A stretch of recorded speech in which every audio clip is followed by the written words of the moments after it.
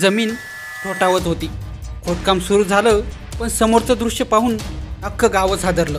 बागपत येथील गावातील शेतकरी प्रभा शर्मा आपल्या शेतात शेती करत होते. अचानक त्यांना जमिनीतून कोणीतरी ठोठावत आहे असा भास झाला. त्यांनी गावातल्या लोकांना कळवले. गावकऱ्यांनी मिळून तेथे खोदकाम सुरू केले. यावेळी त्यांना समोर जे काही दिसले त्यांनी ते सगळेच हादरले. 1-2 नव्हे तर तब्बल 106 मानवी सांगडे त्यांना दिसले. त्यांनी तात्काळ प्रशासनाकडे धाव घेतली. प्रशासनाने पुरातत्व खात्याला कळविले आणि सर्वेक्षण सुरू झाले. पुरातत्व खात्याने जिथे खोदकाम सुरू केले त्यातून आणखी काही वस्तू जमिनीतून बाहेर येत आहेत.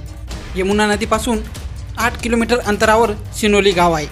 शेतकरी प्रभा शर्मा यांच्याकडून मिळालेल्या माहितीच्या आधारे भारतीय पुरातत्व या खात्याच्या टीमने त्या शेतात उत्खनन सुरू केले. टीमने आधी 106 मानवी सांगडे बाहेर काढले.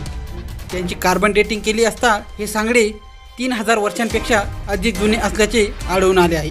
त्यांनी अजून उत्खनन केले असता तिसऱ्या टप्प्यात त्या टीमला मोठे यश मिळाले. यामध्ये अनेक अद्भुत गोष्टी पाहायला मिळाल्या आहेत. उत्खनन केलेल्या शेतामध्ये 8 कबरी सापडल्या. त्यात हे मानवी सांगडे होते. त्या सांगड्यांखाली शस्त्रे, चैनीच्या वस्तू, भांडी, प्राणी तसेच पक्षी यांचे सांगडे सापडले. आणखी खोदकाम केले असता मृतदेहांसोबत उरलेले 3 रथ सापडले.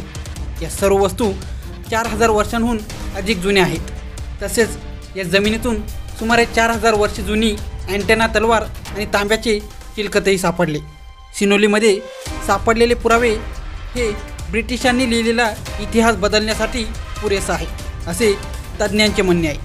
त्या जमिनीतून 4000 वर्ष जुना रथ, अँटेना तलवार, शवपेटी अशा काही खास वस्तू सापडल्या. अशा वस्तू आजपर्यंत कोणत्याही उत्खननात सापडल्या नव्हत्या.